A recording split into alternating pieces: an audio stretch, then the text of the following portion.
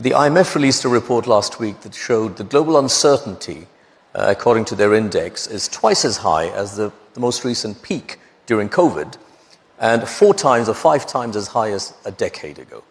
And there are various components to that. It was deglobalization, digitalization, decarbonization, demographics. With all of these, what do we do as a country?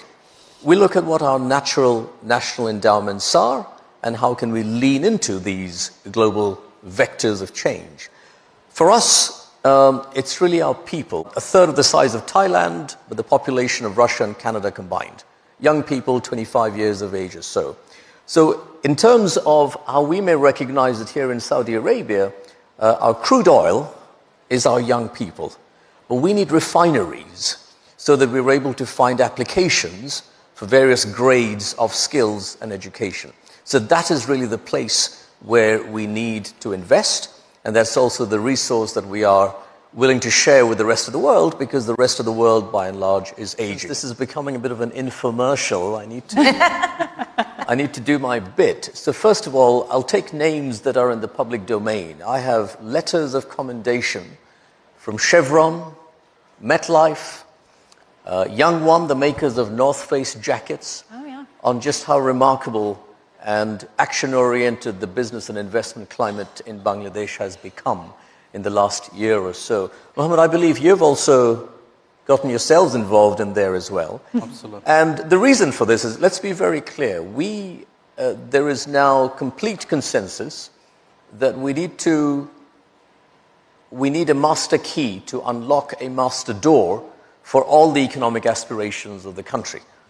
The master door is private investment, foreign direct investment in particular, and the master key is government reforms. Unless government is agile and responsive and ready for the world order that we described earlier on, we're going to be found flat-footed. And so that's why there's a tremendous amount of actual, on-the-ground, action-oriented reforms that we're undertaking.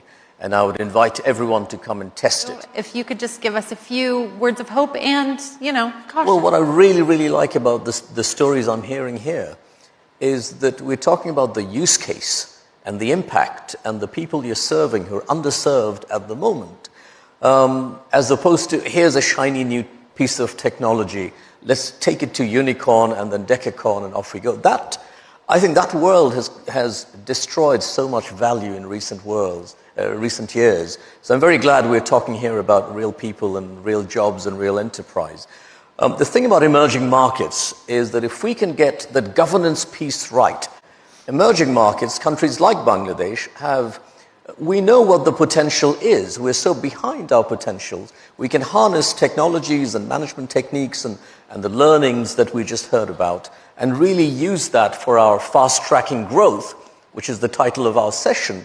We can really do that because we are so far behind our frontier. It's much more difficult for some of the countries that are already at the frontier, and they're only looking at efficiency drives as opposed to growing the pie.